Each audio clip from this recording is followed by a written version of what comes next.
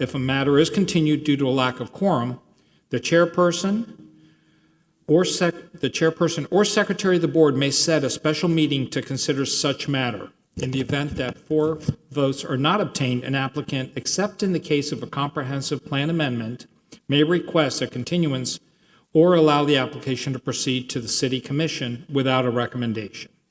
Pursuant to resolution number 2021-118, the city of Coral Gables has returned to traditional in-person meetings. However, the Planning and Zoning Board has established the ability for the public to provide comments virtually. For those members of the public who are appearing on Zoom and wish to testify, you must be visible to the court reporter to be sworn in. Otherwise, if you speak without being sworn in, your comments may not have evidentiary value. Lobbyist registration and disclosure. Any person who acts as a lobbyist must register with the city clerk as required pursuant to the city code. As chair, I now officially call the City of Coral Gables Planning and Zoning Board meeting of May 8th, 2024 to order. The time is 6:01. Jill, if you please call the roll. Robert Behar. Here. Julio Gabriel. He requested to be excused. Yes, he's sick, I think. Please. Yes. Zuka Berlinski. Here. Felix Pardo. Here. Javier Salman. Here. Chip Withers. Yep. A.B. Eisestat. Here.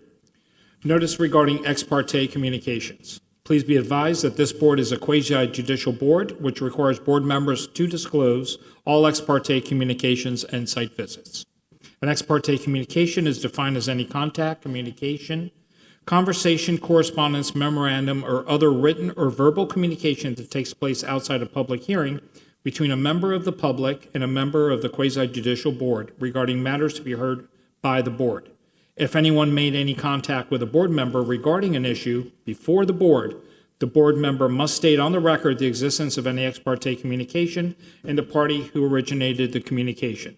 Also, if the board member conducted a site visit specifically related to the case before the board member must also disclose such visit. In either case, the board member must state on the record whether the ex parte communication and/or site visit will affect the board member's ability to impartially consider the evidence to be presented regarding the matter.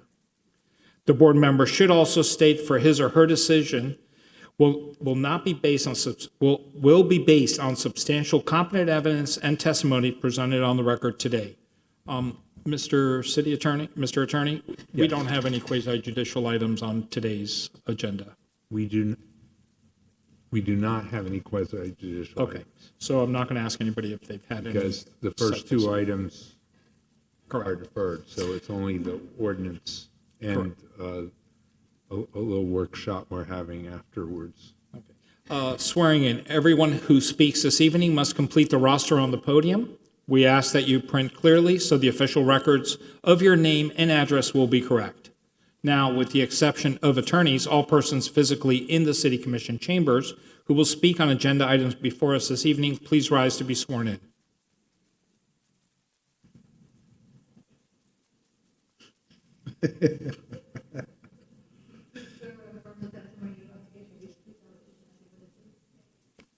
Thank you, Jennifer.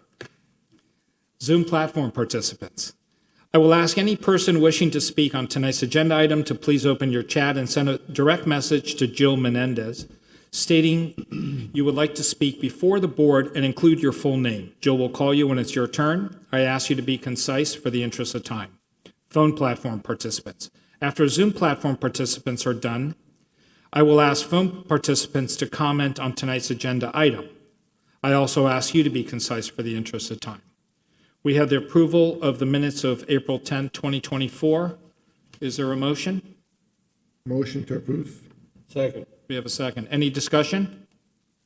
Just for a point of clarification, on page 177, I think Mr. Collier stated, as far as it being a straw hat, I think you meant straw man, in reference to my remarks. Since my memory is usually about 2 weeks long, and this was more than 2 weeks, I have to say I don't recall the conversation. I just wanted to clarify it, but that's okay. I thought. Okay. Any other comments? No? Call the roll, please. Zuka Berlinski. Yes. Felix Pardo. Yeah. Javier Salman. Yes. Chip Withers, Yes. Robert Behar, Yes. A.B. Eisenstadt. Yes. The procedure we'll use tonight is first we'll have the identification of agenda item by Mr. Caller. Then we'll have the presentation by applicant or agent. Then the presentation by staff. We'll go ahead and open the public comment first in chambers, then Zoom platform, and then any phone line platform, if any. Close public comment, board discussion, and a motion followed by discussion and second a motion if appropriate. Board's final comments and then a vote. The first item, which would be the, bear with me, which would be the E1 and E2 has been deferred. So if there's anybody here for that item, I just want to let them know that that has been deferred. Also, what I'd like to go ahead and do is I'd like to move the agenda for F1 to go first, and then, which is a discussion item, and we have a presentation on that.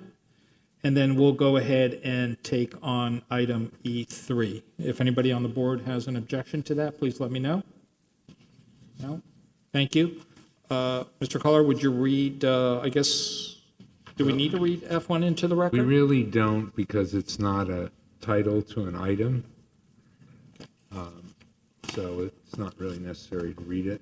Thank you. Jennifer? Pretty short, though. I'd be happy to read it if you'd like. Actually, why don't you read it just so we have it on the record? Sure. for the court F1, reporter. presentation, discussion of enhanced Mediterranean design requirements. Thank you. Jennifer Garcia, planning official. So I have a quick PowerPoint. This was included in your packet for today. The one included in your packet, don't worry, was a much longer. Jennifer, if I Yes. may, and I do apologize, before you start, Yes. we all got a letter from Holland and Knight regarding the first agenda item that was deferred, which is E1 and E2. I just want to make sure it's entered into the record. Thank you. Continue, please. Okay.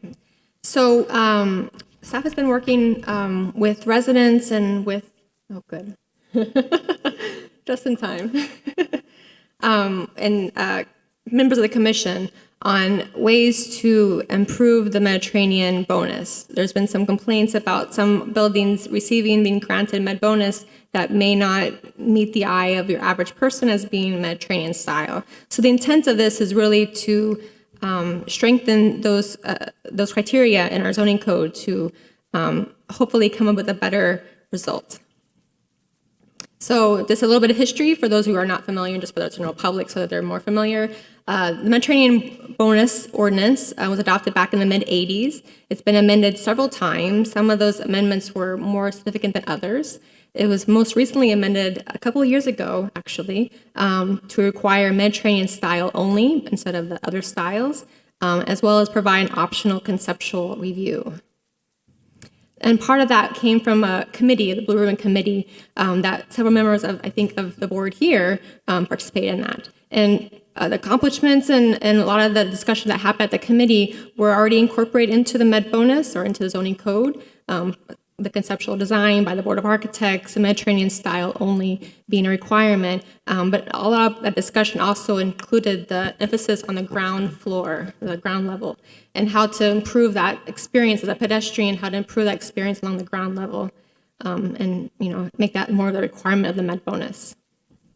So in summary, this can be summarized in 5 points. The first part of the proposed changes is in strengthening intent and purpose of the Med bonus, as well as requiring that conceptual review for any Mediterranean bonus application.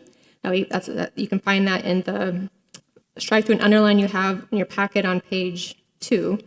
Also removing repetitive criteria. So in the zoning code update, there were several criteria that were found to be really effective to make street-facing buildings, and those were copied and pasted into the underlying zoning. So right now, they're already required part of the underlying zoning. So those are being removed because right now they're just repetitive. As well as relocating certain criteria to the more appropriate parts of the zoning code. That would include porte cocheres, driveway on certain streets. So that's being relocated from the zoning, from the Med bonus into the more appropriate parts of the zoning code that deal with those types of provisions. And then fourth, to incorporate provisions from our Mediterranean Village PAD architectural standards that made the plaza. Those standards are found in Appendix C of our zoning code. They have a lot to do with, I'll get into more detail of that, but a lot to do with proportions and massing. And then lastly, expand the precedents or example buildings that architects can use as they're developing their Mediterranean style buildings. So we went with the Board of Architects a few times, and they wholeheartedly desired to have a higher quality Mediterranean design, and they proposed to have these improvements to certain criteria to have a better effective review of their design. Because the Med bonus is granted by the Board of Architects, it's not granted by this board, it's not granted by the City Commission, but the Board of Architects. So it's really important that the Board of Architects understands the criteria and they can see what's more effective in their review. So again, improving the criteria in their review is going to give them teeth and improve their review for a higher quality of design. So we are kind of towards the end of our discussion and feedback.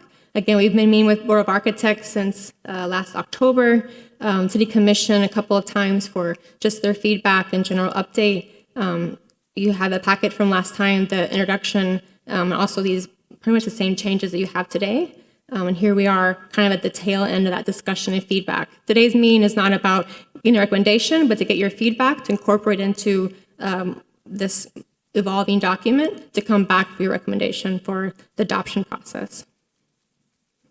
So just recap of the current standard that we have in our code right now. So Med bonus grants height, as you know. So there's in our chart of our zoning code, we have as of right, which is highlighted in green, and there's two levels of bonus. There's level 1 and level 2. Level 1 usually grants 1 story. I think always grants 1 story, not depending on the zoning or the land use.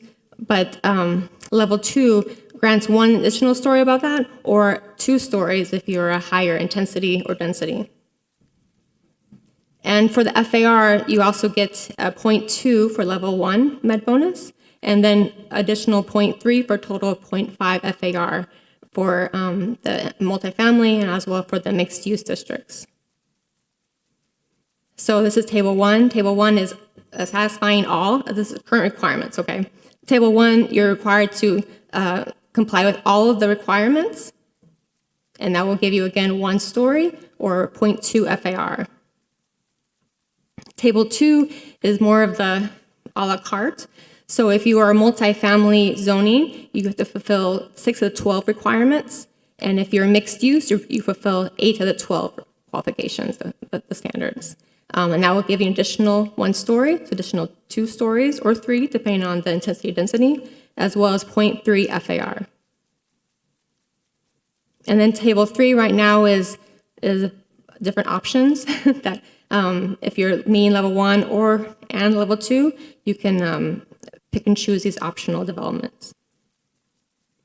So currently we have 8 example buildings or precedents that includes the Biltmore, includes the bus entrance, elementary school. I'm sure you're very familiar with all these buildings. So in summary, I think with all these summary, this is 5 points, again, to strengthen the intent and the purpose and the review process, as well as removing those repetitive criteria, relocating the criteria that should be in more appropriate parts of our zoning code, incorporating a lot of the provisions from the Appendix C, which is the Mediterranean Village PAD architectural standards, and then expanding the list of precedents or example buildings. And then just to illustrate what this means. So during the zoning code update, a lot of those provisions, again, like I said, were moved from the med bonus, copied from the med bonus because they were very good standards that dealt with public realm and how a building approaches the street, and they're put into the underlying zoning. And then looking through the criteria we have now in our zoning code, there are some things like port cochere, other things that should be located in different parts of the code. And then this is some pages from the Mediterranean Village form-based code that developed the plaza. Even though the plaza is a very different form and massing, the architecture has been claimed as very, very good. So we're taking some of those classical proportion, massing, vertical hierarchy, penetration or rhythm of columns, and we're putting those ideas, those traditional architecture ideas, rules of thumb, into this new criteria. So tonight we're going to discuss all of these sections. So we're going to go through the precedents first. That's more of a visual preference. More visual presentation. And then we'll go through the prerequisites table, and then bonus level 1, level 2. So currently we have 8 buildings. Right now we're proposing that the San Sebastian apartments be removed. I guess there were some concerns that the architecture being used as a precedent, the architecture wasn't as high quality as the other examples. And then replacing that with, I think, 11 or 10 other examples. So we're showing Freedom Tower. You're familiar with that in downtown Miami. All of these are buildings that were designed by our founding architects. So you recognize names like Schultz and Weaver, Fink, Phineas Paste.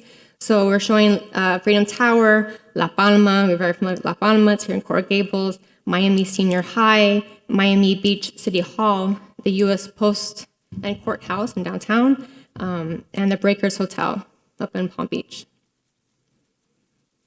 And there's also some local examples that were not done by our more familiar founding architects as well. There's the 3-story building on Ponce, that's at 2312 Ponce Leon. There's also Comber Hall, which is part of the church, a Little Flower, the original 1920s structure. And also the Hotel Place Saint Michel, which is also the Zuka restaurant. And there's also some precedents we're proposing that are outside of our local South Florida, which includes Santa Barbara City Hall and the Veneta Hotel in Palm Beach. So we can go through these. If you look at the strike through and underline, this starts on pages prerequisites, and it starts on page 5 of your strike through and underline document that you have. So the first one is again already repetitive. It was moved to Article 2 during the zoning code update. The same with the second one, which is about architectural relief elements, and being replaced with language about precedents, about how to use elements and masking using precedents as example. Let's see.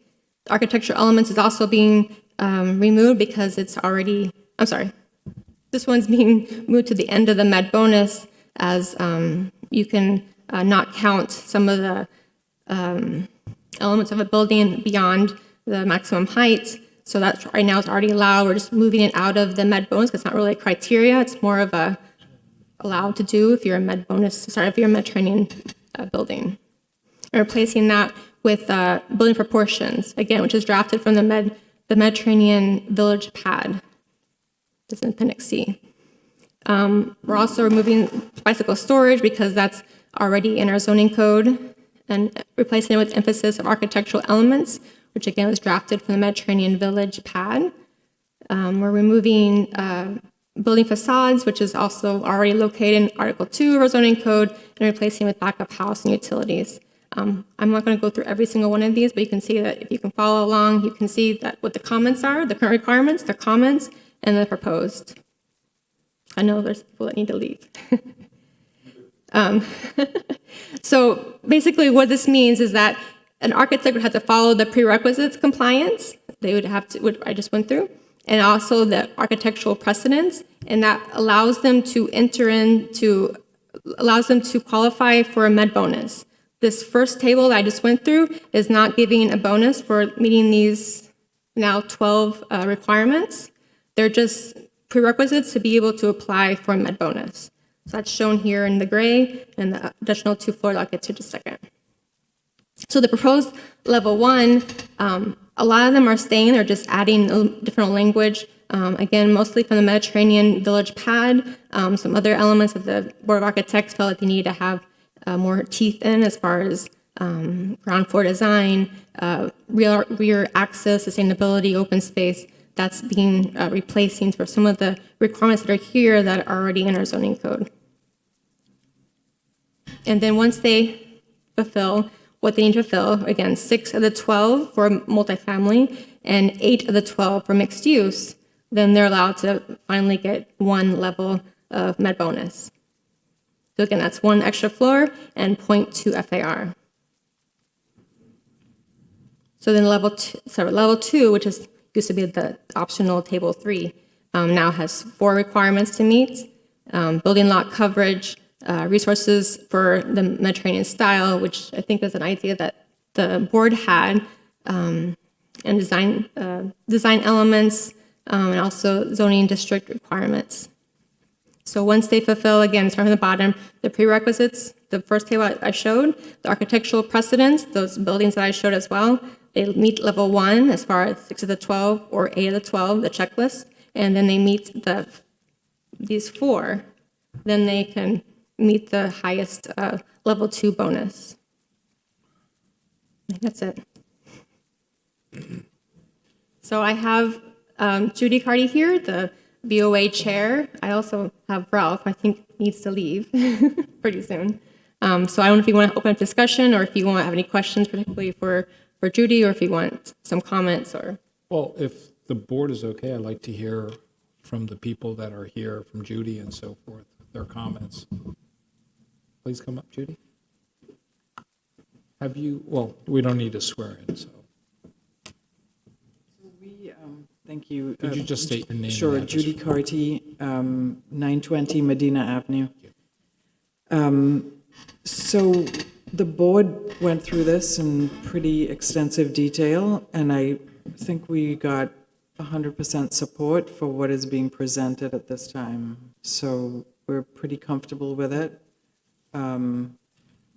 We went back and forth on the examples, and I don't know how you all feel about those, but we felt it was okay to include examples that were outside of Coral Gables. So I think there is some good Mediterranean architecture that's outside of this area. So there was some discussion on that, whether it should really be kept or not, but I think it's valuable, and that was the consensus at the end of the day. So I don't know if you have any questions on anything or concerns. I mean, Robert's very familiar with all of these requirements. I don't know if you saw anything in there that you were No, concerned with. I think you're right, and I think there was a good idea to bring other examples, not just limited, because, we're in the city, we're limited to just a few buildings. Exactly. And this opens up to a little bit more, so I think that Right. was a very good idea.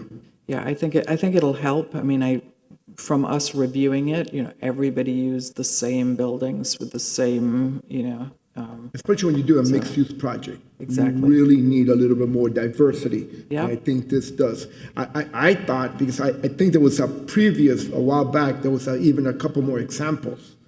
There were, and we pared it down. So, I mean, I don't know that anybody would be opposed to increasing it if there are additional suggestions. Because there was a So- National Bank of Boston in Argentina, in Buenos Aires. That was an example that I thought that could be a really good example to have as well.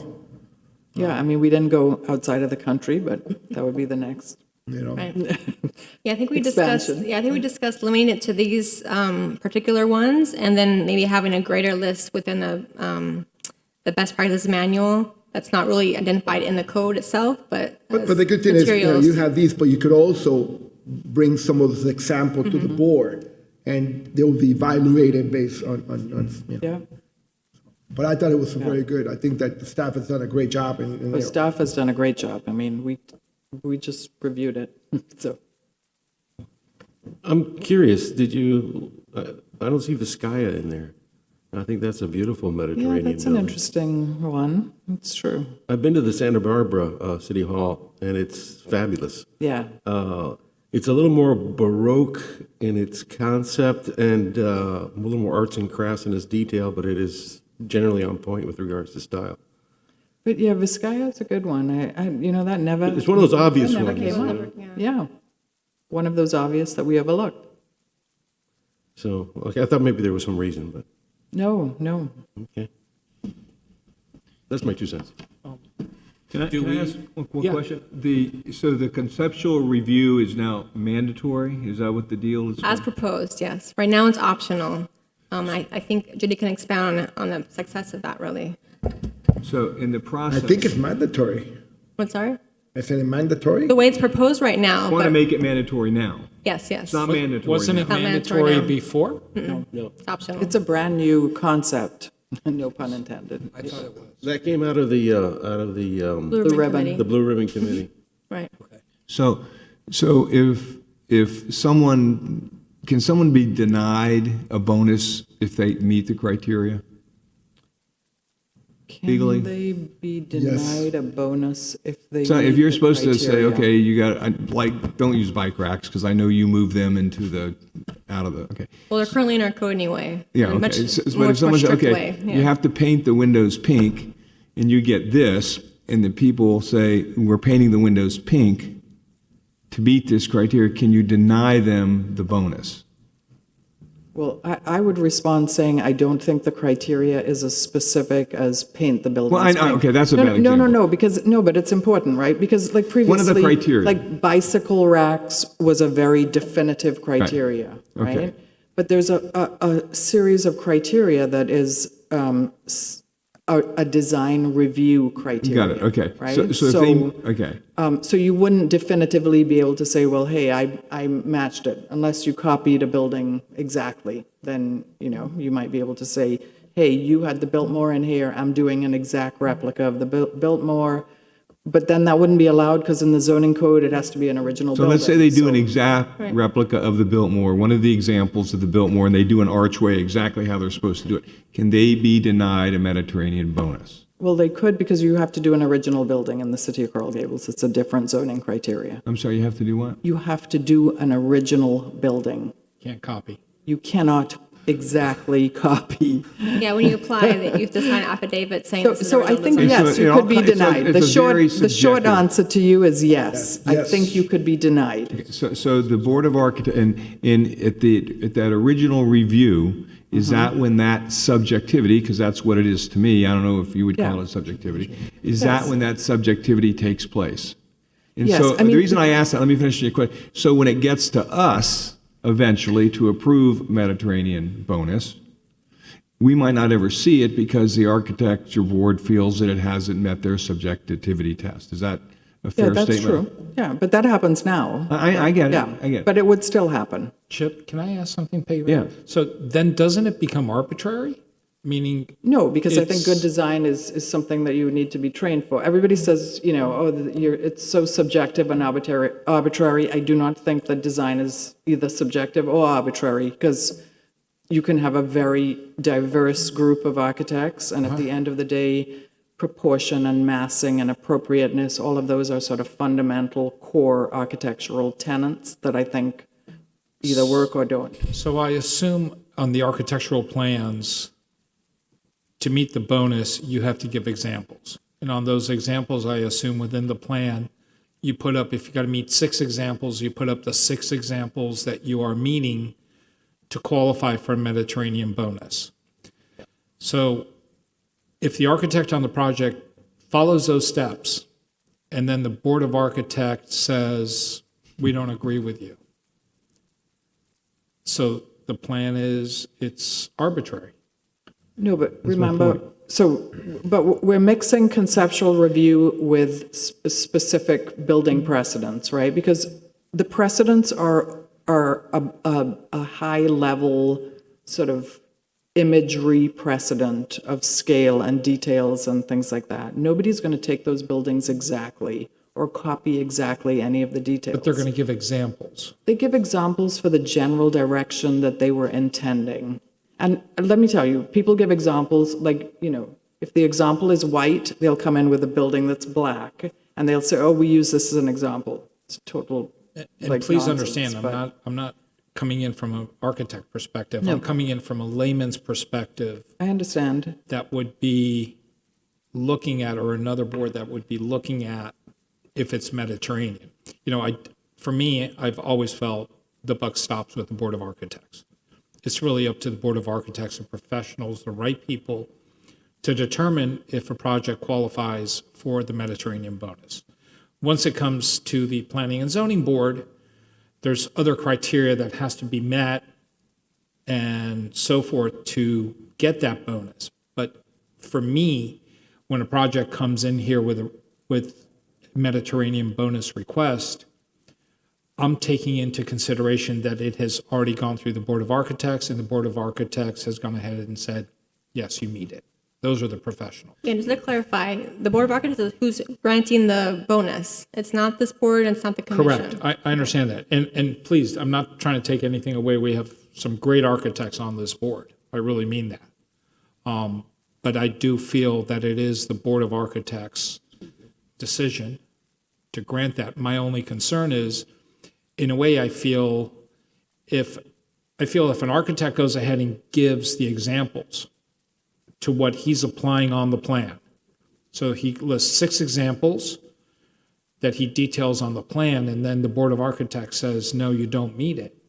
To me, that kind of becomes arbitrary. Let me take it a step further. Let's say you approve it, and it comes to our board, do we have the ability to not approve it? I don't know that, No, we don't. We don't look at architecture. Right. No, but the award, because I think, and listen, I think it's phenomenal that you're putting the criteria of aesthetics into this ordinance, whereas before it was more just elements of Mediterranean architecture that you could get bonuses for. I see that's one of the big shifts, and maybe I'm misreading it. I think that's true. There's more There's more direction to thought into the aesthetics as opposed to just the criteria, which Right. I salute you guys for that, because we have buildings that have Mediterranean bonuses based on elements of Mediterranean architecture without the aesthetics of the Mediterranean architecture. Right, and that I was don't know what if that makes sense. the Blue Ribbon Committee was, I think, strong on, was doing just that. Okay, and that makes me very happy, because I really think that's, for so many years, has been the hit on this, is this Yeah. ordinance. Okay, Yeah. so saying that, if the Board of Architects, which are all trained individuals, they say the criteria aesthetically matches or meets a building somewhere in the world, and they're happy with it, and it comes to us to actually put the stamp on it, can we then say, no, we don't approve the Mediterranean? No, it's on your, Okay. So why is it coming to us after that? because If we have no- it's part of the process. So usually these buildings require a conditional use process, and that starts at the starts with DRC, Board of Architects preliminary approval, which a part of that is the med bonus, because no one is going to develop a building without getting the med bonus and maximizing their development potential. It comes to you guys as a conditional use request. It goes to them as a design request. And we So can once de- it's and we granted can de- that, and they get preliminary approval, then they come to you guys with different criteria in our zoning code So that you does review. Chip, if I may, so does that mean that if they come to us and they request hypothetically 2 additional floors because of the Mediterranean bonus, let's say as of right, they can build X amount of feet. Let's just call it, as an example, 60 feet. And they now get 2 additional floors because they've met their bonus. So just out of an example, they can now go to 80 feet. I've seen discussion on this board where the Planning and Zoning Board, has not agreed to give the additional floor height or the additional floor or density. But from what I'm listening to you say, the way I'm interpreting is, we don't have the right to look at the Mediterranean bonus. Then if that's the case, then they would be entitled to those additional 2 stories. I'm trying to think outside the box. Yeah, I mean, they've That's been right. granted that. That's my point. But you're making a great point. Mr. Chairman, Yes. because it is a conditional use, there's a consideration of compatibility. So there's other criteria that relate to a building besides merely the design. So, and it's the impact on the building to the environment. And you look at, for example, maybe a street is constrained and it's not wide enough, and people already can't get out of the street, and they're testifying as to what their current experiences are. That's something that the board can consider in looking at, for example, the traffic impacts. But that's not a Mediterranean element. Exactly. Street traffic. The question was, do they get it as a matter of right because they've already met the criteria as determined by the Board of Architects? And I said, because it's a conditional use, there's other criteria that this board judges a project on. Okay. And it's not solely the design. So how is that defensible if I'm using a concurrency issue like traffic to deny? Well, I think it's defensible if you have testimony that, first of all, traffic is always very difficult because case law says that for somebody to say, well, this is a big impact and there's going to be a lot of traffic, well, that's probably not going to be sufficient enough. But if, first of all, if you have a competing traffic analysis that one traffic expert says it's going to be X generation, another traffic expert says it's going to be Y generation, then that's substantial competent evidence. In addition, besides that case that I had, not with the city, but the people were, it dealt with, I think, a child care that they were expanding and putting it on a private street.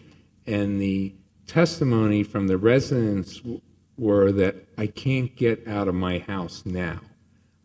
So their observations aren't, well, this is going to cause a lot of traffic. They're arguing, well, this is the situation I have now because I observed this. This is an observation. It's subject to lay testimony. So one last question. Well, I have more, but I'll add one. So right now, the Board of Architects is appointed by the city manager, Yes. 100%, right? Yes, and then one is appointed Except by the whole. So I mean, I'm just thinking, if you roll it back a couple of levels, that gives an incredible amount. This ordinance allowing architects to do, and I'm not saying I'm against it. I'm just pointing out some of the notes I had made. It gives the city manager an incredible amount of power to appoint the direction of the city as far as development goes, I think. Because he or she is appointing individuals on that board that are going to be making decisions about the landscape and the future look of the city. Right, but all those appointments go to the city Is that commission. discussed, I'm wondering? Right. No. So all those appointments go to the city commission for their final approval. Well, I understand, but But I understand what you're saying, but I will tell you that prior to the Blue Ribbon Committee, there was prior to the Blue Ribbon Committee, there was a lot more flexibility in awarding med bonus. Okay?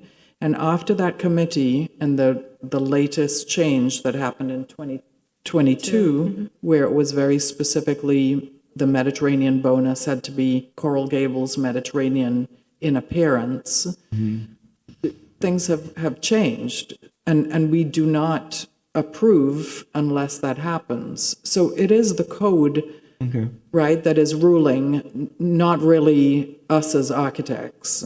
And I can say that definitively because I saw things change after that. So, but back to the conceptual review, though, to a point that was being made here. The conceptual review is great because I think one of the complaints is that a project has to be so cooked when it comes to us that it's very expensive to make changes and really unfair to developers, right? And so I think it's great that that's been a very helpful addition to the process to get us on the right track. However, I don't know if conceptual reviews are noticed to the public. So for instance, anybody who has a comment on putting an entry, on the left side of the building or the right side of the building because of the environment that we as the Board of Architects may or may not know is not feedback that we would get in that meeting, right? The public comes and talks to us if they have an issue with designs. But because the conceptual design is not noticed to the public, sometimes it cooks itself more through us than we would maybe want until we heard from people who live on that street, as an example. We have an item on the agenda coming up regarding hang tags, basically, notification. Isn't part of that resolution being brought up by the commissioner that the residents have to be noticed upon conceptual review? No, so it's a separate conversation. So she's thinking about doing mail notice for whenever the Board of Architects is considering to do, whenever there's a med bonus request to consider mailing notice within a certain amount of feet of a property. Because since the med bonus is being granted by the Board of Architects, significant height and significant square footage, that since that decision is being made and determined by them, that that the community should receive mail notice.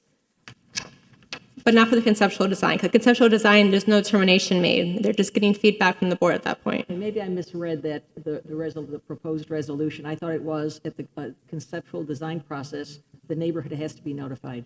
No. No? Well, maybe that's something we should consider when this comes up. Yeah. Yeah, I think that is a consideration that should be considered by you all. And Judy, when you approve a med bonus, you consider the compatibility of the neighborhood, correct? We do. We do, and we have more so. But I think that the compatibility of the neighborhood is something that comes then to you all, right, as the next step. I thought the Blue Ribbon Committee brought that up when you were meeting. I'm withholding a lot of comments. Oh, okay, all right. So I'll We need everybody to speak in the mic. defer. He doesn't have a mic. I have no mic. That's terrible. But one question I have, We're going to fix how did that. bicycle storage get to be a criteria? I think we took that out, right? Oh, did took we? it out. Yeah, we took it That's out. how totally. Yeah, that's one of these modifications. I never understood that either, but, Okay, it's like, thank you. Felix? Does this work? No. Craig, we could just share. Thank you. I've been talking to this and it's had, I didn't Just share. even have that on. So, to answer Chip's question specifically, the charge of the Board of Architects is exactly what the charge of the Board of Architects is, which is the style, the proportions, the quality of the design. Thank you. Is it on? So the relief to any party is not the planning board.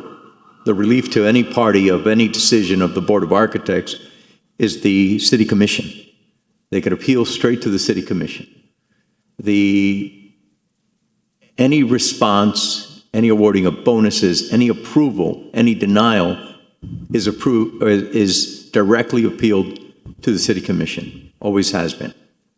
Are you referring to the med bonus or Board of Architects appeals? No, what I'm saying is the style of the architecture, the awarding of the bonuses is based on the style of the architecture. Yes. In other words, all of that is appealable to the commission. Well, after So- the special master process. I'm sorry? After the special master process, right? Because Well, to appeal Board of Architects, you go to Uh, special master. the buck which then stops goes- yes, at the yes, commission. yes. Right. So there is a special master now, which didn't exist before. But the whole point is that the charge of the Board of Architects is exactly that. As far as the selection of the architects that sit on the board, and Judy, you do a wonderful job, and I've told you that before. thank you. And the key is that those qualified architects back in the day were recommended by the city architect. And the city architect came up with a list and actually took it to the planning and zoning director back then. And then every once in a while, they would go to the city manager, back then it was Jack Eads, and then they would say, this is the person, they meet the qualifications. And then there was a process. So just to be clear, at a certain point, it then became under the control of the city manager. And then all those people then would be recommended by the city manager. And obviously, at the end, again, the buck stops with the commission, they would be approved by the commission. I just wanted to clarify the process so there's no misunderstanding, because this is the planning board, this is not the Board of Architects. So the Board of Architects has a lot of power. And also, people have said, well, the Board of Architects is only architects. That's exactly right. In other places, say Miami Beach, they have a design review board that has a lawyer, it has a landscape architect, whatever. I think that our process is much more pure when it comes to analyzing architecture, because with all due respect to the landscape architect or the lawyer, et cetera, they're not architects.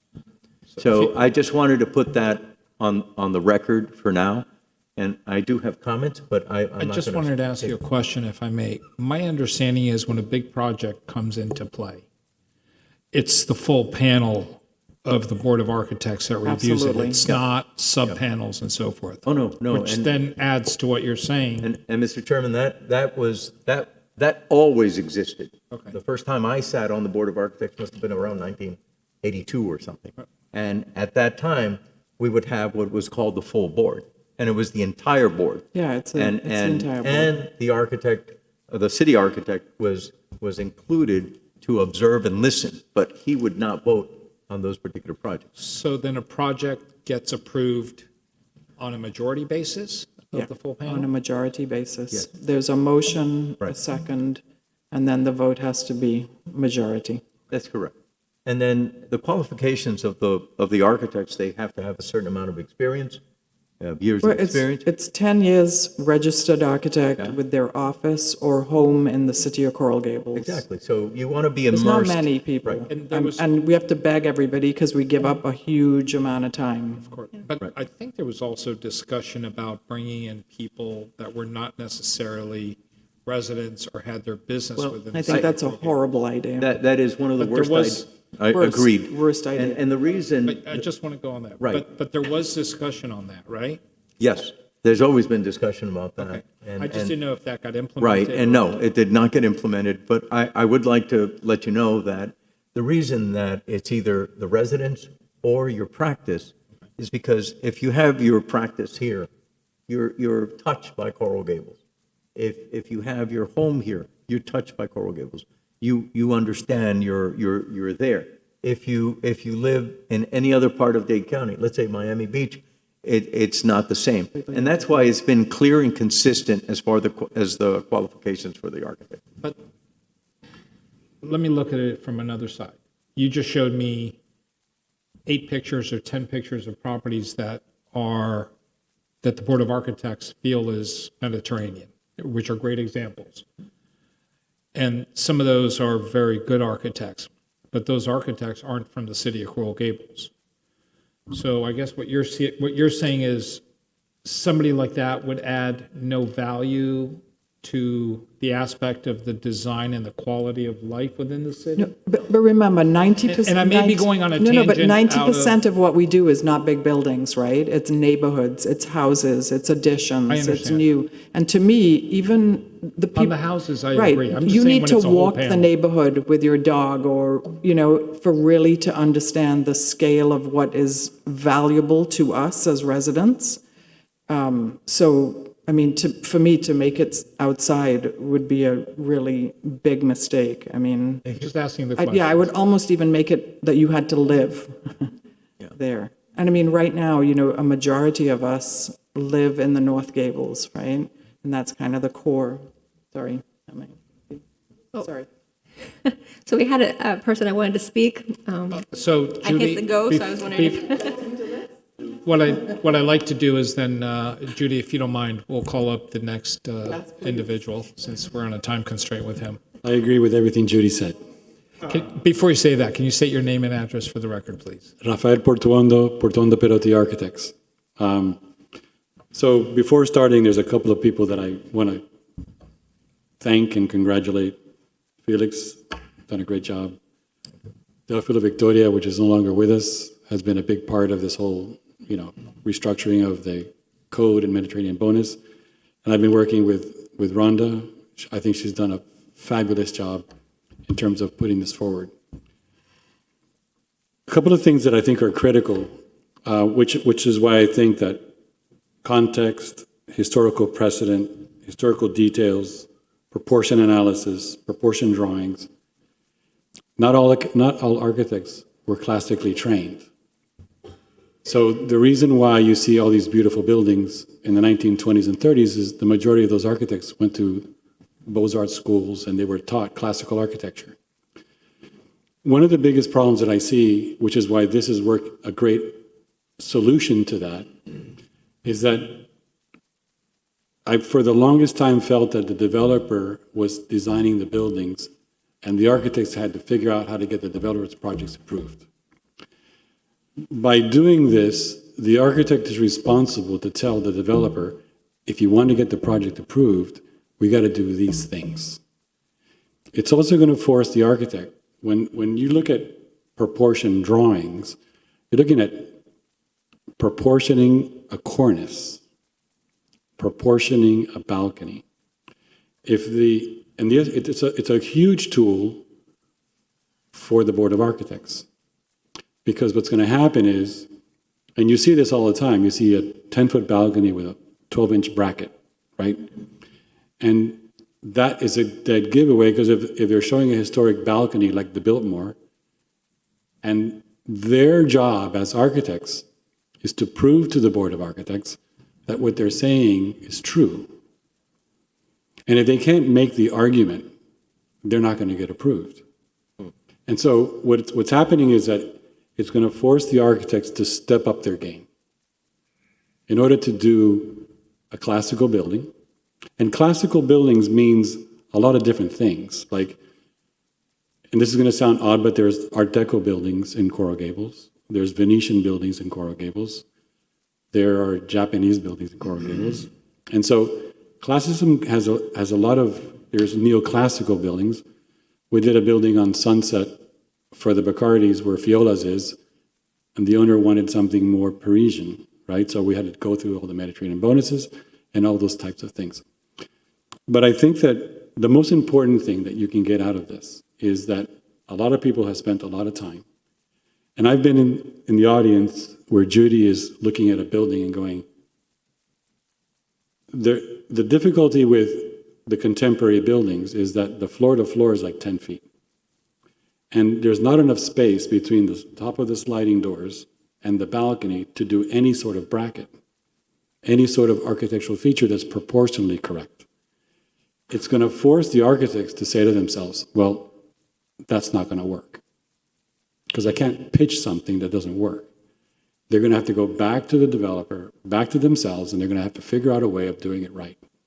And I think that if we hold us architects to a higher level, we're going to get the 1920 buildings. We're going to get a beautiful Art Deco building. We're going to get a beautiful neoclassical building, a beautiful Mediterranean building, a Santa Barbara style building, which is cleaner lines and stuff. And I think that by holding a higher standard, those things will happen easier. And there's a moment in time where architects as a whole have to look at themselves and say, we need to pick up our game in order to get these things approved. And I think that the switch in the pre-review, whatever you want to call it, I don't think that that's necessarily something you address to the neighbors and stuff at this point for the first review, because it's hard enough to get something going. I think that the first review should be, am I on the right track? Are we doing something that in the future could get approved? Everyone's going to complain about something. And I think that there's time for the neighbors to get involved. I'd rather be told by the Board of Architects, listen, fix this, do this, study the proportions of the base, study the proportions of the shafts, study the proportions of the top, look at the column spacings, and look at it as an aesthetic. And then as it goes further down the road and it's meaningful for the neighbors to get involved, I think that there's a point in time where if it's going to be shot down, it's going to be shot down.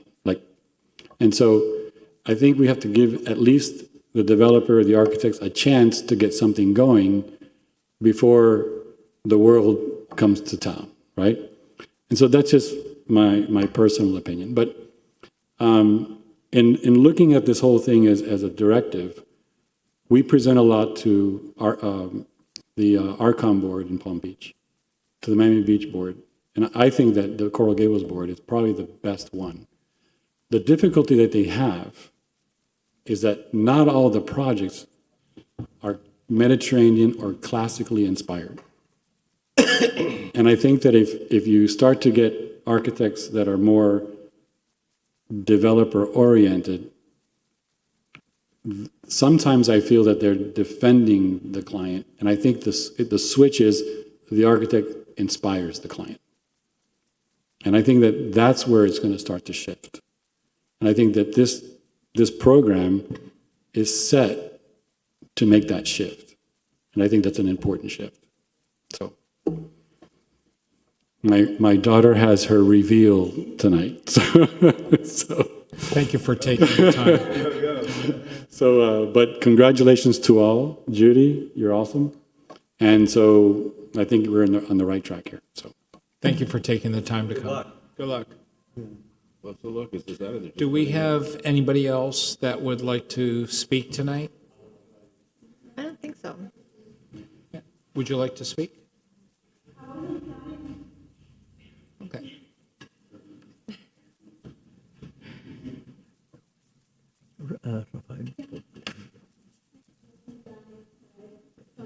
Polly speaking, but I just want to tell you that Could you state your name and address for the record, please?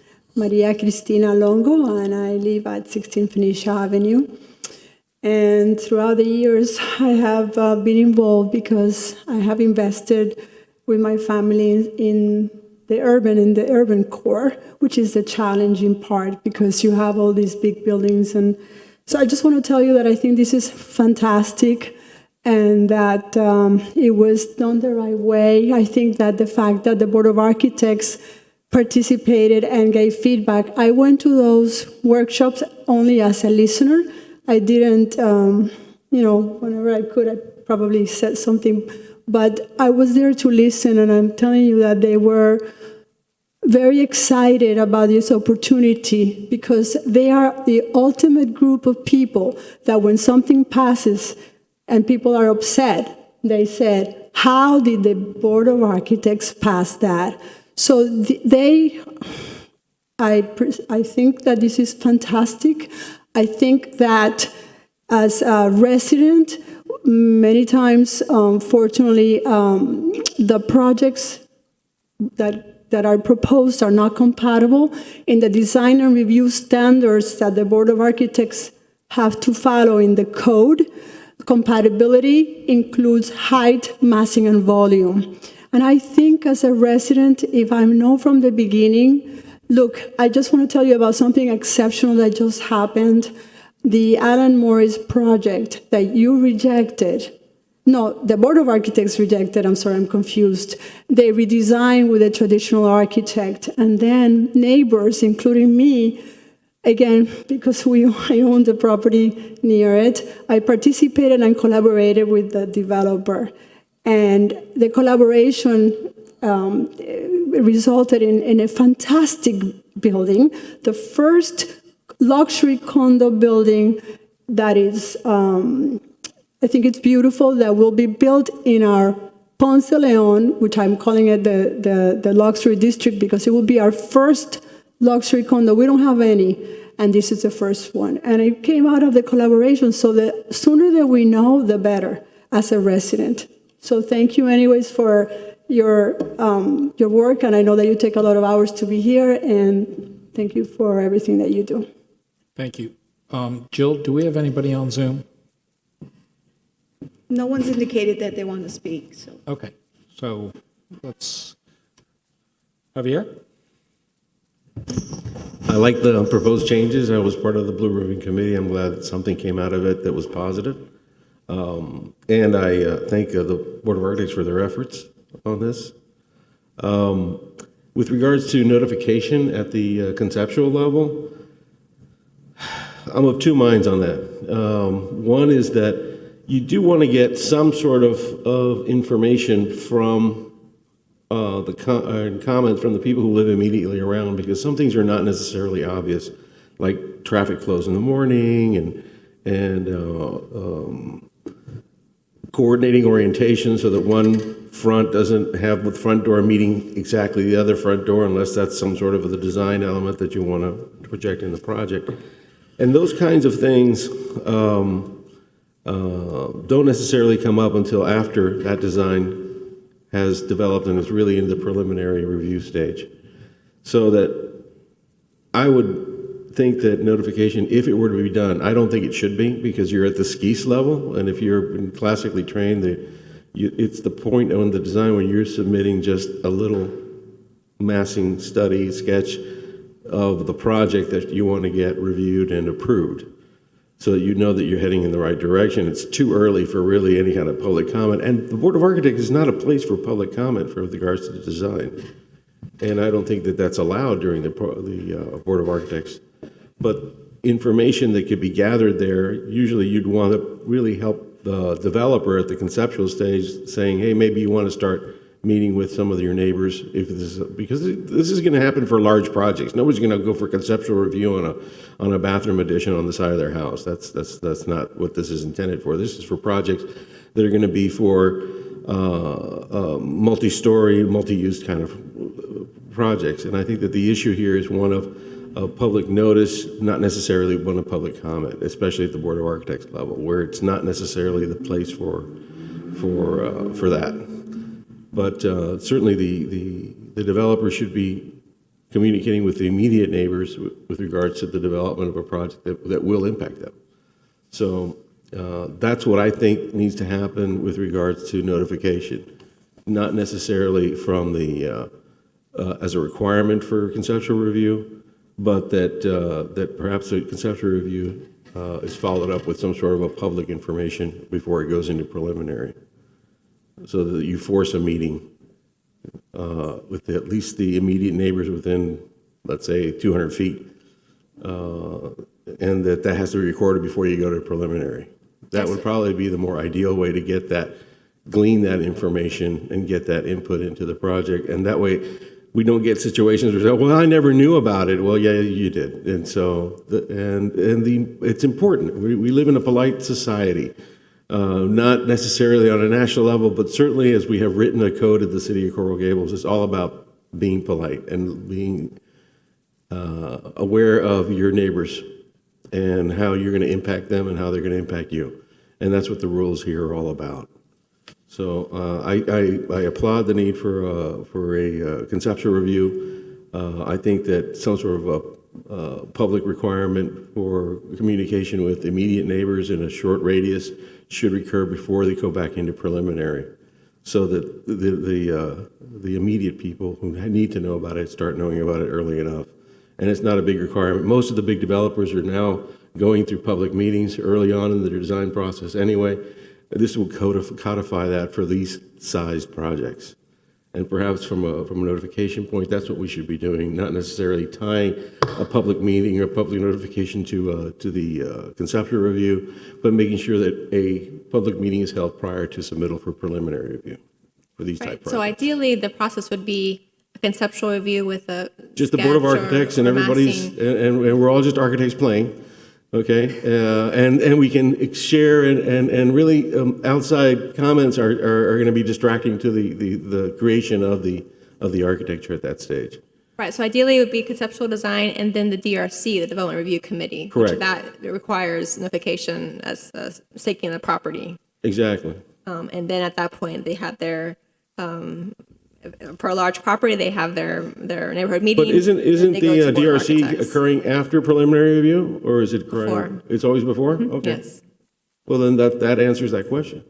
So that just needs to make sure that happens. That's it. I think it does. It happens now, yes. That's part of the process. Good. Thank you.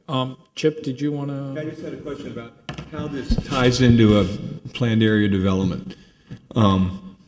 Can I have an architectural criteria element that gives me a bonus on one part of the pad that will allow me to add additional density or FAR on another part of the pad? I mean, it's all a site plan. So, I mean, if they're using their FAR from one side of it to another side, as long as they're within that capped height, they can do that. You can move FAR amongst your site plan. Right, so they could, I could, And this wouldn't change what you can do now. I'm sorry? What's proposed today is not. That could have changed, so it's not that's still in changing. play. Right. So, if I want to go higher on one part of the pad, and I want to add FAR, if I have that element somewhere else on that site plan, I can, You can do that as long as Okay. you are within your capped FAR and capped height. Yes. that's it. Thank you. Sue? No comments. But I do like the added examples. And the San Sebastian being eliminated, I think that's a good idea. That was not exactly a stellar example, but the rest of them are. Thank you. Felix? Well, these are my notes when I was fortunate enough to chair with these two gentlemen on the Blue Ribbon Committee, and many of these have been incorporated into this. I have a bigger question, I think. I think that representing the board, I actually came before the planning board, and some of the board members, President Company excluded, were kind of, they were kind of dismissive on the word compatibility, especially with neighborhoods. What I see with the pads that Chip mentioned is the eradication of components of the single-family home neighborhoods, the encroachment into those areas. And these pads become basically a way to eliminate components of affordable housing in this city. That, for me, is very worrisome. When the bonuses first were talked about, we were doing a building, and most of the commercial buildings at that time were brutalistic architecture, very brutal. And people were kind of getting sick and tired of that because it had evolved going to glass boxes. And some of them still stand, and the glass is now discolored, disfigured, and they're not anything that you would really want to say, this is our best. I watched part of a recording of part of the hearing yesterday with my friend Richard Heisenbottle, who is a preservationist that his reputation is absolutely remarkable. And one thing is that when you're at a scale, the smaller scale, and this has been addressed at this level and at other levels, but when you have large buildings, large massing, it becomes very difficult to be able to put that gingerbread on there. Now, you mentioned, and your staff, so I guess you would be considered the substantial and competent evidence, in some of this massing, some of the bigger buildings like the plaza, you refer to it as it's got good architecture. I think maybe what you meant to say was it has good architectural elements in it, good detailing. Right. But the massing is just so enormous, so out of scale, it dwarfs everything. And I could take on one side my hat off to the developer for putting in a lot of money into these details. But when you see the massing, you can't compare it to the massing of other large buildings that have that kind of detailing. So the use of the bonus was instituted in the first place to be able to offset that cost of making something that was going to cost more. So when there was a sunshine meeting, and I spoke at that meeting about the problem with bonuses for Mediterranean when they didn't exist, then I gave as the example the Zuby building that received Mediterranean bonuses. It was not a Mediterranean building. So the Blue Ribbon Committee was created. We labored for a long time. The style was the only component that was implemented, and then the committee was unceremoniously disbanded, specifically by one of the previous commissioners.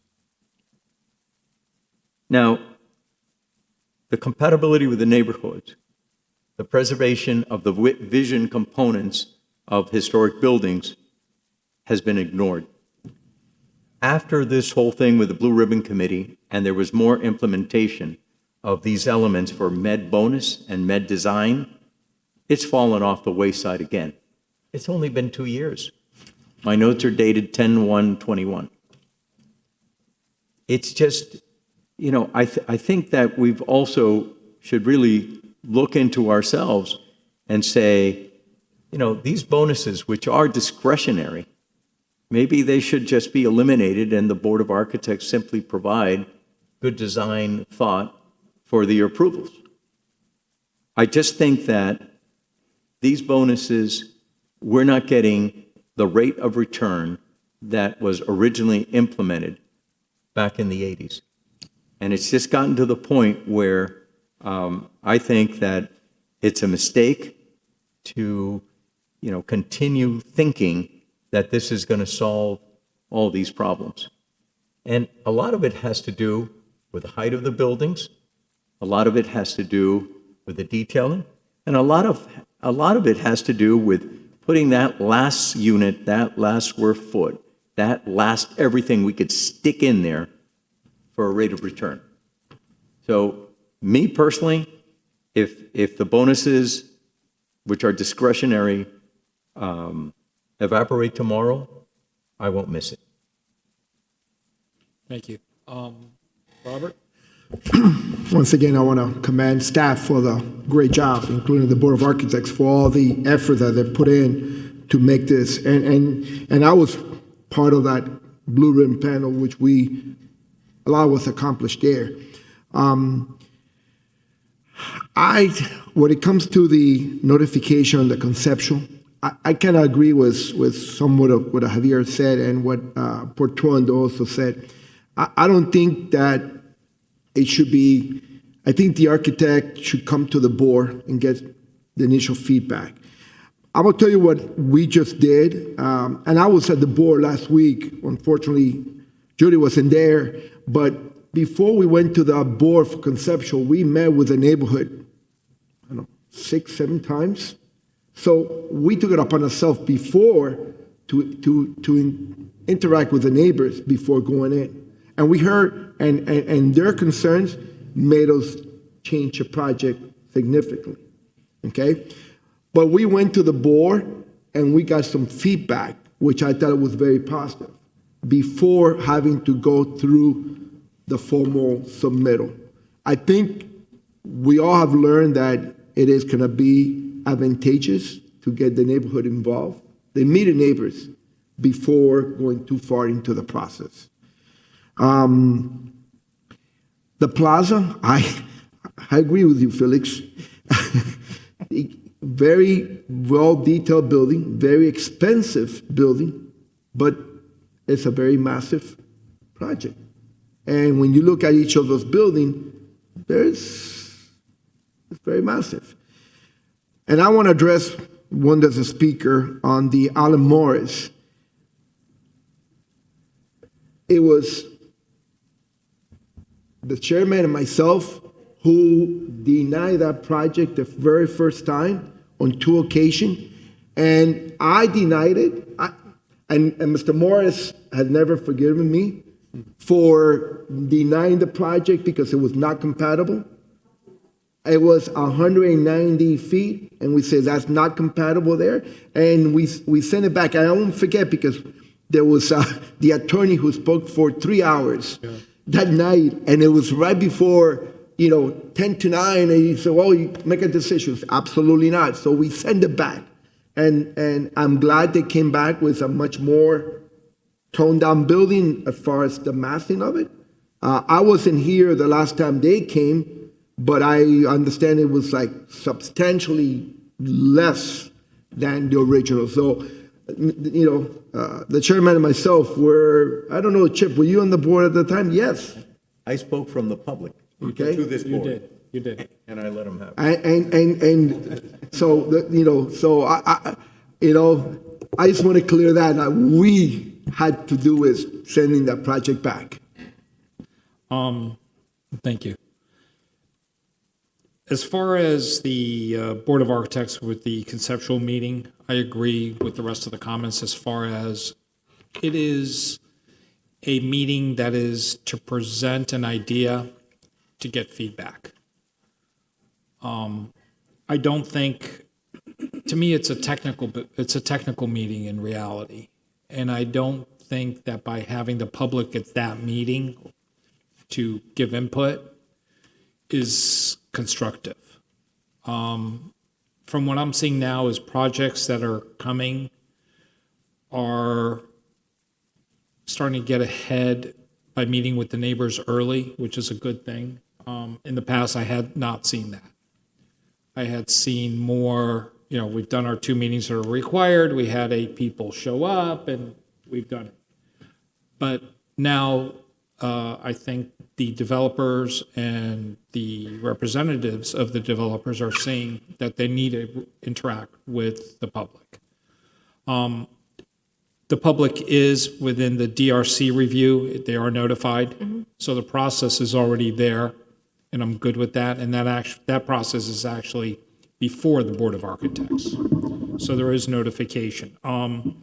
Regarding the Mediterranean bonuses, respectfully, I disagree with my colleague Felix. Everybody is entitled to their points, and he brings up good reasons. But I disagree. I think the elements that are there or that are available bring an added benefit to the city and to the design. And I'm not talking as an architect, I'm talking as a layperson. And it is up to the P&Z board and the commission whether they agree to grant those bonuses or so forth, if I'm not mistaken. And actually, Mr. Portono, Raphael is the one who actually made a good point on the conceptual and on the bonuses and so forth and how to do that. A concern that I have would be if somebody decides to, for the Mediterranean bonuses, if somebody decides to bring a blueprint of the Biltmore, lay it down in front of the architect and say, you got to design it like this. That, to me, is an issue because all the buildings will start to kind of look the same. And I wouldn't like to see that. I would like for the architects to have individual style. I like the fact that you have to implement and meet the certain criteria, whether it's 6 or it's 8. But I think, there's different architects that have different styles. And I feel very comfortable with the Board of Architects making the decision as to whether they should grant the Mediterranean bonuses or not. I mean, that's the place to do it. I don't think it's up to the Planning and Zoning Board to tell them it does or it doesn't. That's just my way of looking at it. You've gotten the feedback. Is there something more that you need from us, that you're looking from us? No, I don't think so. So I think from here on out, we're going to take this feedback, implement what we can, and come back to you with the next meeting recommendation from this board before moving to commission. Mr. Chairman, can I just say one little thing that has nothing to do with, actually out of our purview? Judy, I know that I get a lot of people asking me, how could the Board of Architects have approved this? And now I'm talking about single-family homes that look like they're out of West Kendall or something, or Doral. I'm sorry, but just the detailing of a typical 1950s home has more purity to it than some of the, pardon me, junk that has gone up recently. Square boxes with the flat Square roofs. boxes with the Flat roofs. overflow scuppers coming out of them. Like, You know, I couldn't agree with you more. I mean, I think a lot got through during COVID. okay, that's, I got it. You know, that's one explanation. Another is the special master has approved a series of things that we were rejected 4 and 5 times in recent months. So I never thought of COVID. I don't know. but yes. Honestly, it makes the rest of us. Yeah, I mean, You wins too. yes, horribly so. And you know, you drive. It's hard to drive through the city. You think, my God, did we really approve that? No, it's not possible. But stuff does get by us. So I don't know, but we feel the same way. I know all of us feel the same way. Thank you. We do our best. Thank you for That's all I indulging can me on tell you. We do our Judy, best. on behalf of the Planning and Zoning Board, want to thank you for all your dedication and your work, and please relay that to all the architects on the board, because will. it doesn't go unnoticed. Thank you. We do appreciate it. Thank you.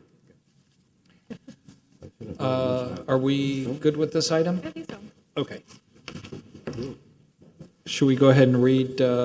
Yes, going back to the only item on the agenda that requires action from the board, item E3, an ordinance of the City Commission providing for text amendments to the City of Coral Gables Official Zoning Code, Article 15, notices, Section 15-102. Notice to require door hangers as additional notification for required public information meetings for multifamily and mixed-use projects, providing for repeal of provisions, severability clause codification, providing for an effective date. Item E3, public hearing. So Jennifer Garcia, planning official. So as you're aware, before you go to planning and zoning board, and sometimes before you go to board of architects, depending on the size of the property, you are required to have a neighborhood meeting. Now, neighborhood meetings usually notified by mail to invite them to a neighborhood meeting sponsored and hosted by the developer or, applicant, right? This proposed text amendment is to increase the ways of types of notification by adding in a requirement that in addition to the mail notice, you would now be required to have a door hanger within a certain amount of feet, 1,000 feet, 200 feet, depending on the property. We discussed this yesterday at the City Commission meeting. There was some feedback I got from the Commission and from the Chief Hudak, maybe having the requirement also after, I think, 48 hours after the meeting is held, that they be required to go back and see if there's any door hangers that are still laying there on the door and removing those so that it's not notifying that a person's not present in their house. Like the newspapers. Pick them up. I mean, it's kind of sounds like somebody that's campaigning and puts all those door hangers on the door. But it's only for notifications, though, she said. Correct. Yes. It- It's only for neighborhood meetings. It's not for public hearings. Chip?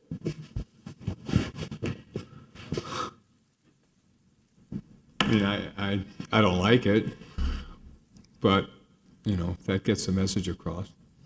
I mean, I'm more concerned when a developer will just blast an entire building without putting a name on it. It just says resident. And most people throw that out anyway. I think that's totally ineffective. Yeah. I mean, I would rather see names put on it and, on addresses. But if that, I just think, I don't know. I mean, it's just, I don't think it's going to work, but hopefully it does. I mean, when I see a door hanger, I either think it's someone that wants to trim my trees or deliver me pizza. So, Agreed. I agree. I just got a door hanger today from the city, from Parks and Rec. Parks and Recreation, because they're, I'm sorry. I just got a door hanger today from the city because they're closing off Riviera between the youth center and the library for the literacy event, the festival on Saturday. So they're letting people know, and you definitely will get it and open it with, or rather read it because it's hanging there. But like Chip said, I'm not one for the door hangers. I think, when we travel, we we stop our newspaper, we stop our mail. It's almost like, and I could see where Ed Hudak is coming, where, hey, someone is telling everybody you're not there. And especially if it's there for a while. And then going back, well, I never saw it, that kind of thing.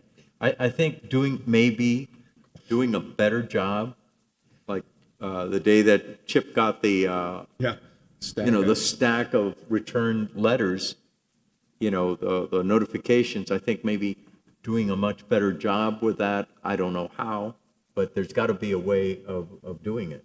Does a developer, when they send out their notices, do they have to give something to the city that it's certified? That Not went out? certified mail. No, I don't mean certified mail, but do they have to attest to the fact? Yeah, they sent an affidavit saying they Sign mailed an out this affidavit. many within this radius. And then that affidavit that they signed, they give you the list, I assume, of the people. Yes. Does somebody in the staff in the city actually look that it's got the names of all the individuals, such as what? Well, usually we'll have people complain saying they didn't get notice. We'll look at what's on there, and maybe they just bought the property within the last few months, and this was generated before they bought the property. Just typo many times with the county. It's difficult to So you fix. take it off the tax roll? Not you, but the developer takes that information off the No, tax there are roll? companies that companies that do do that that list. specifically. But where do they get the information? From the county, from the property appraiser okay. website. Okay. Sue?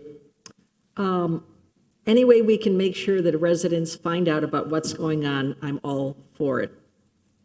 I think that stack of letters that was returned was abominable for that one project, and nobody had a solution for it. I mean, this was how many months ago that we held up that stack? Has there been a resolution to that? Not that we've heard, okay? So if that method is going to continue to produce those kinds of results, which it's not getting to the residents, we have to find a better method of communicating with the residents, right? Okay? Sue? And so far we have not addressed that. This is a way to address this. I don't care if it's the Goodyear blimp in the sky saying there's a project going up, whatever it takes. It is incumbent upon the city to notify the residents about what is going to impact their neighborhoods and their lives. It's incumbent, and you've got to figure it out. If it's door hangers, it's door hangers. And as far as the police or the developers going back to collect the tags, we have neighborhood ambassadors that we pay that go in and out of my street, and all they're doing is riding up and down.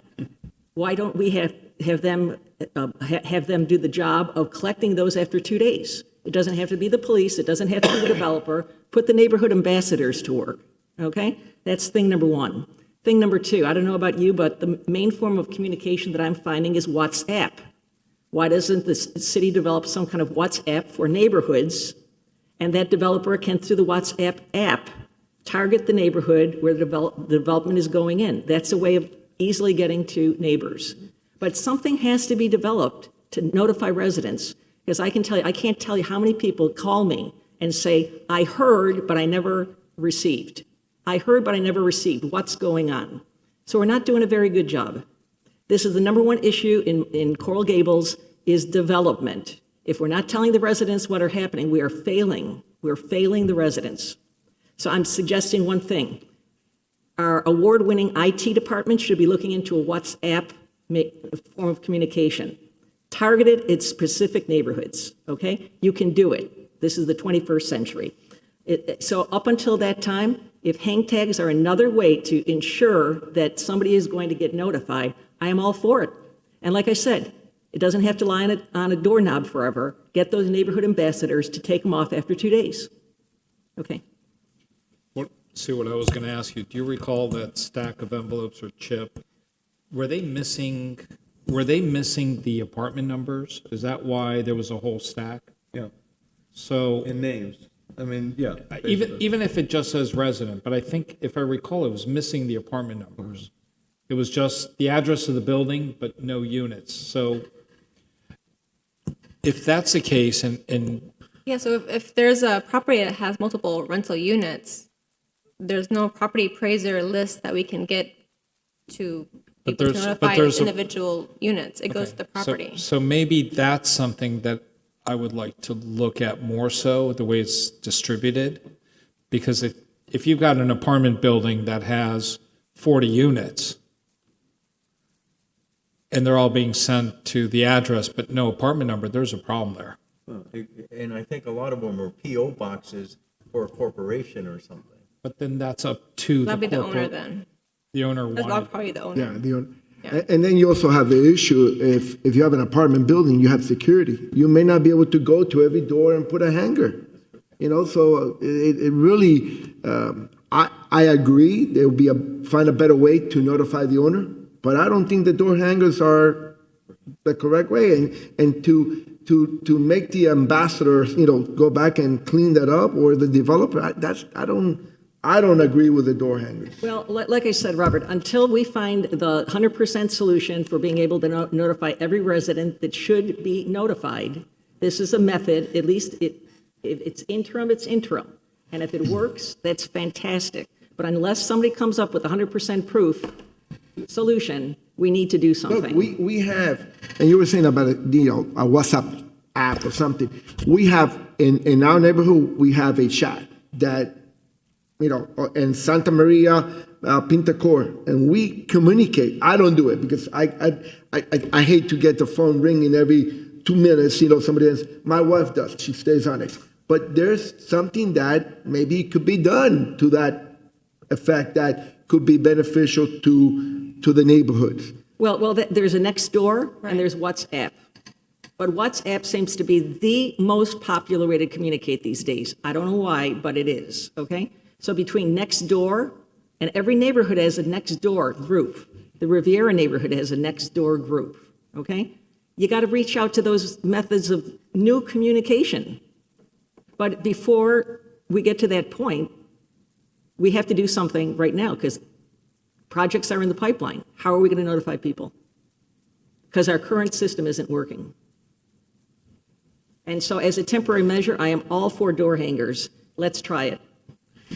Can I ask a question? How big are the signs that we post property? I mean, are they still those little teeny 3x5 Half a inch? page, yeah. I mean, how effective are those? It depends on the property. So, I mean, if you have an entire block that's vacant and you post it, you can't see it very well, right? But if you're just an infill building, you're walking by, obviously you can see it pretty well. It just depends on the size of property. I mean, I'm not a developer, but I'm working on something up in Hobe Sound, and I have to put up it's like a 2-foot by 2-foot sign. I mean, the only thing that I see a problem with doing huge signs is there is a signage code that the city has. We require realtors to have signs X size. We require other businesses or whatever that, I get it. and you have to be the same across the board for me if you're going to. Well, I would be thinking of like 10 days out from a meeting or a week out from a meeting, not for a month or 2 months, just a notification. That would be my only. Do developers have to, Can you speak into the? do developers have to comply with the same size as? Yeah, it's in the zoning code. I believe it's 40 inches. It's pretty much a half of I letterhead go by a on a page. development I run by every day, and they've got a sign that's about this big by this big, right up on the construction fence. A construction fence is different regulations, but for like advertising for DRC or for planning and zoning board, it's a half a page. Oh, so you can actually put them on a construction fence and be much bigger. I don't know what the regulations are. for Yes, that. yes. can? Yes, you can. Okay. So maybe that should be one way to make the advertisement a little bit more visible. Because the little cars there, the little yellow ones, you can see that. So maybe you could do something, 10 days before, not keep it there. Because the thing, what I run by is like this and like that. It's on a construction fence? Congratulations. I don't like the door hangers. I think it's a bad idea. I just think that it's just adding cost and complexity to a process which is pretty well established as to for notification. I think that more importantly, any of the notification that goes out should refer back to some sort of a listing on the website that defines what the project is, so everybody knows what it is and it's posted early enough with regards to the process. Every time we have a project here, we have all the list of the presentations and board meetings and the different boards and the dates and whatnot, all those require notification. And it just needs to be tracked on the website so that you know where they are in the process and what the next steps are. And eventually, people will figure it out. But anything that we do, whether it's door hangers or mailers, we should refer them back to something that we have as a city under our control with regards to the information that's being put out there. The problem is that you have standard forms that you use, just like when you post a property, it says on a yellow card, it's about 5 by maybe 4 by 10, 40 square inches, that says notice, black letters on a yellow background, and then there's some space on, I just did this today. I just noticed a property because we're going up before the board for a preliminary review of a modification of a building, and it's on the 23rd. And so you write down there, it'll be on the 23rd at this board. Well, I think maybe when you have your application number, you should put the application number on there. And if you go on the website and you hit anybody, just on the information, you put the application and boom, it should take you right to the item number, what the description of the job is. And we have our electronic filing. You can upload drawings and whatnot onto there, and people can look at all they want.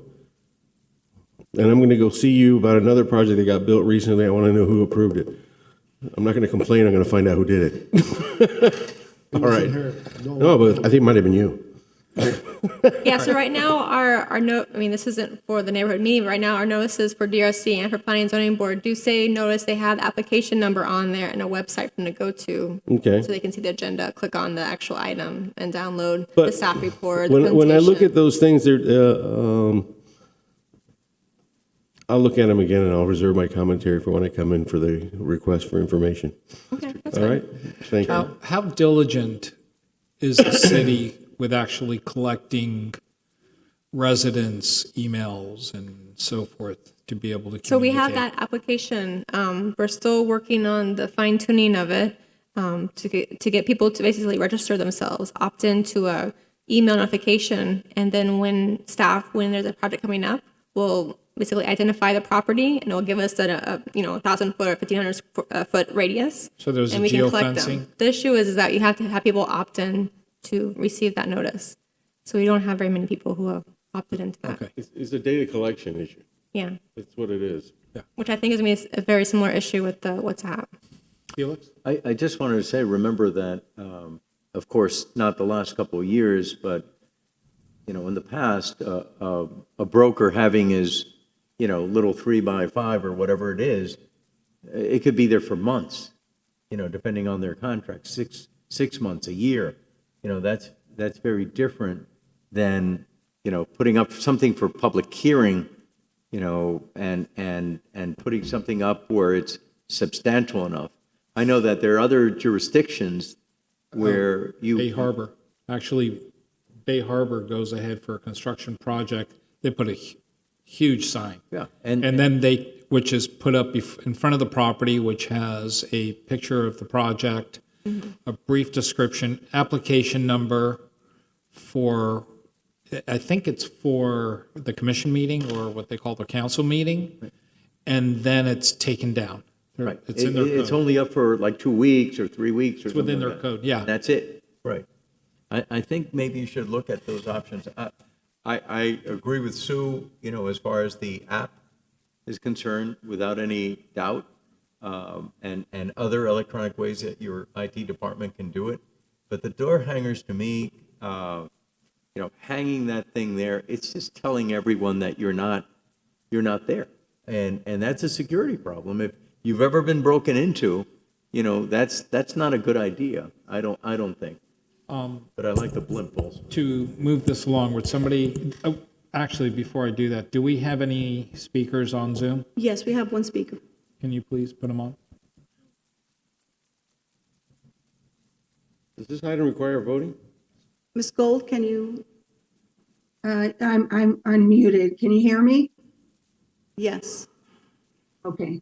Cheryl Gold, I live at 721 Biltmore Way. I don't have any prepared remarks. I didn't think I was even going to be speaking tonight. but I listened to the discussion on med bonus, and now I'm listening to discussion about notifications. And I wanted to give you an example of something where I think it's just not on anybody's radar.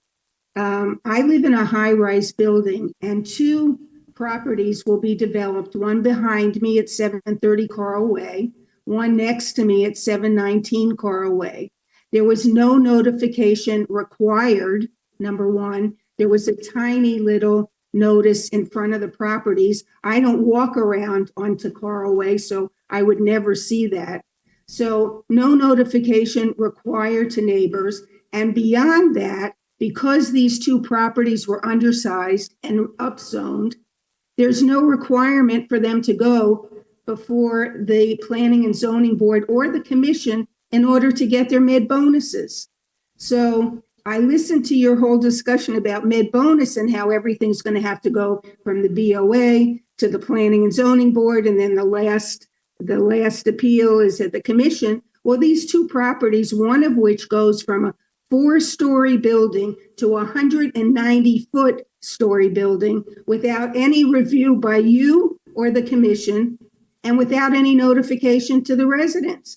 So I think somebody needs to look at this loophole that's in the code now since the overhaul, which allows big projects like this. 190 feet is the highest height allowed in the Biltmore section, okay, north of Biltmore Way, and without you ever even looking at it, without the residents even knowing about it. No requirement that the development has to meet with the residents that live within like a, 5-foot setback. Ms. So- Gold? Can I suggest that you get together with Jennifer to, Ms. No, Gold? I've already, no, that's not productive.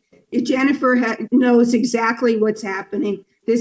But I'm bringing it up today because you're talking about notification, and there are a whole bunch of, not just the normal notification. You have to think about the people that live in high rises. Obviously, the door hangers don't work for those high rises. And I think it is something that the Planning and Zoning Board should be aware of and engaged with, and how to fix this loophole of high-rise projects that are being approved without it ever coming to the Planning and Zoning Board. So Thank you, ma'am. it has to do with med bonuses and notification and somehow exemptions from any of these requirements that you have just discussed for the last, since 6 o'clock. So thank you. Thank you, Ms. Gold. Jennifer, can you shed some light on this? Yes, so many years ago, there's a legal opinion for this area of Biltmore section. It doesn't matter how large or small your property is, even though underlying zoning MFSA and MF2 had parcel requirements. The legal opinion said that the site specifics trumps those requirements. The site specifics did not have any parcel size, therefore they were allowed to go up to that height, no matter the size of the parcel. So those projects are able to go 190 feet? With the med bonus, yes. What? Because of the underlying land use. The land use was high density. But that was because of the upzoning that changed the requirement for the med bonus, ability to get the maximum med bonus from 20,000 to 10,000 square feet. These lots are only a little more than 10,000 square feet. It used to be that you had to meet the minimum of 20,000 square feet. But then when they did the overhaul, they made it 10,000 square feet. So it's a little different than what Jennifer just explained. I'm sorry. It was changed to 10,000 square feet because the legal opinion said that it doesn't matter how large or small a parcel is. The north it can go side to that of, height. this is the north side of Biltmore? Yes. Correct. Biltmore Way. Yeah. Right. So the land use was always high density there. It was just high underneath the MF2. Remember the whole trying to make the zoning code more transparent and not high in all the heights. Oh, and wait a minute. everything, and that's This land was use. the former planning director Yeah. In the middle of COVID, all this thing happened, and that basically made a mistake. And then the city had to correct it. But the question here has to do with with This is the north side of Biltmore Way. There notification. was a litigation, and there was, I think, through a settlement or something, they gave that interpretation. No, the one you're No, talking about. that one's on the Robert, south you're- side, that's You're something correct, else. it's on the south side behind the Biltmore. Right. Right. That one is the one that, That one went to litigation, Went through and the city got litigation. involved, and there was a special yeah, concession given to the the developer. city was sued on that one. Exactly. But But this the is the one north on- side of Biltmore that traditionally had a high density along that side, both sides of Biltmore. That's why the David Williams is there, because that's considered a residential high-rise corridor. Right. And they removed the requirement for a minimum of 20,000 square feet to allow for higher towers but that was only granted on the north side of the street. That's correct. Not on the south side of the street. But she's, But she's talking about the Which is exactly She what lives she's on the talking north about. side, is- I know Ms. Gold well. and what she was saying is that there was no notification for that. And that. Because it was by right. But you still have to, Come It was here. not requiring a site plan approval. It never had required a site plan approval. MF2 never had any kind of site plan approval, depending on the size of property, unless Now you're that- doing RIR. well, that's a big loophole. Yeah, that's a. That's what she's talking about, and it's a loophole, and it's a problem, because it creates an inequity across a street that should be a corridor. You follow me? Oh, yeah. And you've taken rights away from the people on the south side Well, it was the in the neighbor. process of this the quote-unquote transparent solution, neighbors which it didn't- wasn't either. Yeah, A all the solution neighbors nor didn't want it. transparent. Yeah. What I'd like to do is just go back to the door hangers, but Jennifer, if you can look into it, if there's anything that can be done, I think on, Can I just ask one question? Have we ever, maybe we do, but do we use QR codes much on any of this? Yes. We do, so on the notice, make a motion the to posted notices, we have a QR code on that posted notice. The posted, I don't think we do on the property. We do require that for the mail notice. But, maybe on the property, Yeah.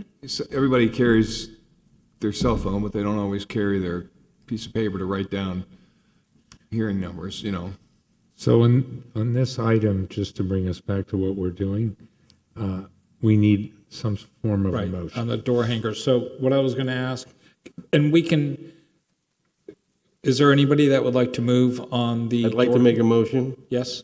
that we deny this resolution The door hanger as presented. as presented. Is there, I'll second that. So it's a denial of item E3 as presented? as presented, an ordinance. We have a motion, we have a second. Any discussion?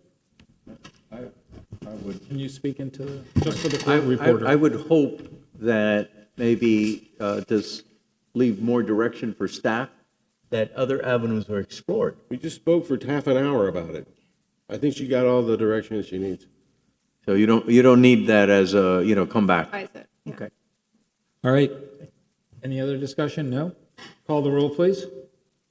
Felix Pardo, Yes. Javier Salman, Yes. Chip Withers, Yes.